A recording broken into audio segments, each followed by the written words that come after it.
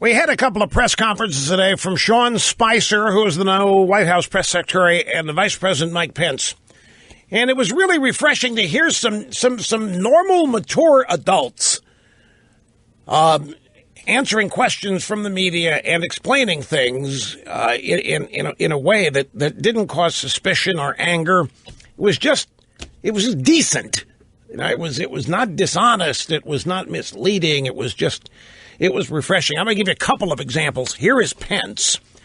And, oh, by the way, Trump in Washington is going to stay at his hotel. It's called Trump International. He's going to stay there. In fact, he walked in there earlier this week, got a standing O from the employees. That made the media mad.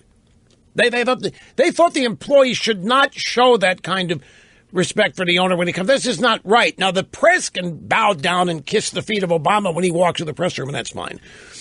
But people who work for Trump, they're not supposed to lose their composure like that by giving him. And now they're upset that Trump is staying at his own hotel. You know why? Because it's said to be a conflict of interest. That Trump, as the president-elect, soon-to-be president, staying at his own hotel, is free advertising. And he is benefiting from his powerful position by choosing to stay at his own hotel. The media raised these questions today in this press conference. Oh, do you think the president is a little bit unseemly here? I mean, clearly a conflict of interest. Being seen walking into his own hotel and staying there. I mean, what's he supposed to do? Go over to the Harry Reid suite at the Ritz-Carlton? It's unbelievable. Anyway, here's Pence, just one soundbite just to show you what mature adults who inspire confidence sound like. I'm especially pleased, and I know the president-elect is especially pleased, that we're wrapping up this transition on schedule and under budget. We will actually return some 20% of taxpayer funding back to the U.S. Treasury, and that is just exactly in keeping with the president-elect's expectations going forward. He is a businessman that knows how to sharpen his pencil. Speaking of that, folks, there is a story in the Hill.com today that is just over the top amazing. And here's the headline: Trump team prepares dramatic cuts. Now, we've seen stories prior to today that mention ballpark figures, like Trump's going to cut 10% here, 20% there. This story details it, thehill.com. It starts this way: Donald Trump is ready to take an axe to government spending. This is throwing gasoline on the fire that's already burning. This may be throwing cherry bombs on the fire that is the Democrat Party and the media. I mean, Trump's already assaulted their sensibilities by winning, but now he's actually going to do what he said he was going to do. Oh, no. Staffers for the Trump transition team have been meeting with career staff at the White House ahead of the inauguration tomorrow to outline their plans for shrinking the federal bureaucracy, thehill.com has learned, it says. And the changes they propose are dramatic. Here's what thehill.com is reporting might come under Trump's budget knife. The Departments of Commerce and Energy would see major reductions in funding, with programs under the jurisdiction either being eliminated or transferred to other agencies. The Departments of Transportation, Justice, and State would see significant cuts and program eliminations. And let me tell you something. The Department of Justice alone, you could get rid of half of it. You wouldn't believe the obscure, oddball interagency departments that they have. You have the Civil Rights Division. You have the one-armed amputees on 4th Street Civil Rights Division. You have the Voting Rights Civil Rights Division. You've got so many of these creepy little divisions in the Department of Justice, and nobody knows that they're all there. There's all kinds of stuff that could be cut. There's redundancy after redundancy, and there's unnecessity after unnecessity, and they've identified it. And over at Commerce, do you know what 80% of the Commerce Department is? I have told you before. How many of you remember? The Commerce Department is about what it says, commerce. Commerce is what? Well, that's economic activity between entities. 80%, are you ready? I read this in a, can't recall the place I read it, but I've seen a number of different places. 80% of the Commerce Department is the National Weather Service. And everything the National Weather Service does. You know, satellites up there. You have the weather forecast. You have the fraud that exists with global warming. Some of that is located in the Commerce Department. Some of the fraud with global warming is over at NASA as well. But basically, the Commerce Department is a National Weather Service, and 20% of it is not. The point being, there's room to cut there. And the Department of Energy, you can get rid of it.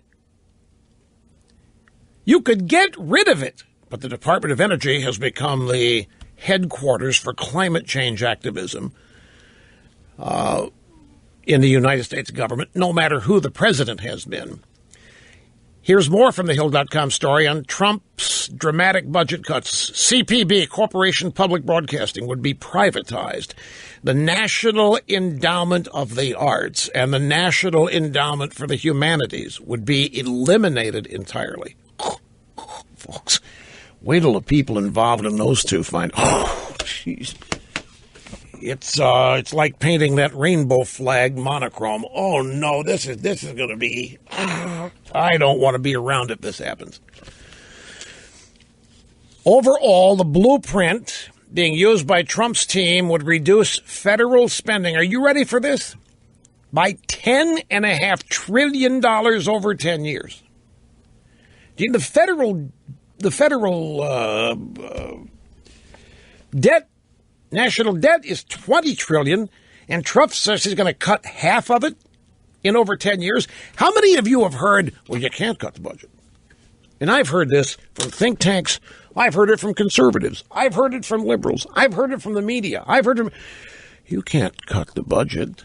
There isn't enough discretionary spending. I mean, 60%, I'm sure you've heard this, 60%, 70% of the budget is entitlements, meaning government meaning Santa Claus. I mean, you can't cut Santa Claus. I mean, you got 65% of the budget untouchable. Sorry, no way to cut it. And everybody's just accepted it. Oh, yeah, you can't cut Social Security. Yep, can't cut Medicare. Yep, can't cut SSI. Yep, can't cut what the hell ever else is out there under the umbrella of entitlements. And we can't cut that. And everybody just says, yeah, can't cut that. You most certainly can. $20 trillion and $10 trillion of it added in the last 8 years. It's beyond anybody's ability to comprehend how much money this is. And the idea that all of it is being legitimately spent and that we still don't have enough, a $20 trillion national debt means we've spent $20 trillion or we don't have in addition to what we have spent. And now people come and say, no, we need even more. And we certainly can't cut. It's one of the big myths that has been spread for decades out of Washington across the hinterlands. You can't cut the federal budget. And it's been said for so long that people have just accepted it. The proposed cuts apparently hew very closely to a blueprint published last year by the Heritage Foundation, a think tank that has helped staff the Trump transition. Uh-oh. You heard that? Heritage Foundation, think tank, conservatism. And these are the guys telling Trump where to cut the... Oh, do you realize most think tanks have been sort of marginalized precisely because of the Trump campaign and because of the Trump election? And yet the Heritage Foundation is still front and center and right in the center of the mix. And by the way, Heritage for decades has been working on legitimate budget cuts. It's not something they put together overnight or the last 6 months. It's something that's been ready to go for anybody brave enough in Washington to give it a whirl. We'll see if Trump is that guy. TheHill.com and the Democrats are clearly worried that Trump is the guy that's going to try to seriously reduce the size of government. Do you realize how many people are going to hope he fails here? Can you say half of the conservative movement, all of liberalism, and the entire Washington establishment will be right in there hoping the hell Trump fails, unless the way he does it is hews very closely to conservative doctrine. If he does that and reduces, then I take back what I say about half the conservative movement. because Trump is viewed as a populist, and conservatives don't like populists. Conservatives think populism is a dangerous substitute for conservatism. It really isn't. And Trump is a populist, they claim. And conservatism, one of the foundational aspects of it is shrinking government, reducing government, getting government out of people's way. But there hasn't been much success. There hasn't been any success. Speak of, I mean, we've had the sequester, and there have been a couple of marginally successful efforts, but nobody's tried anything like this.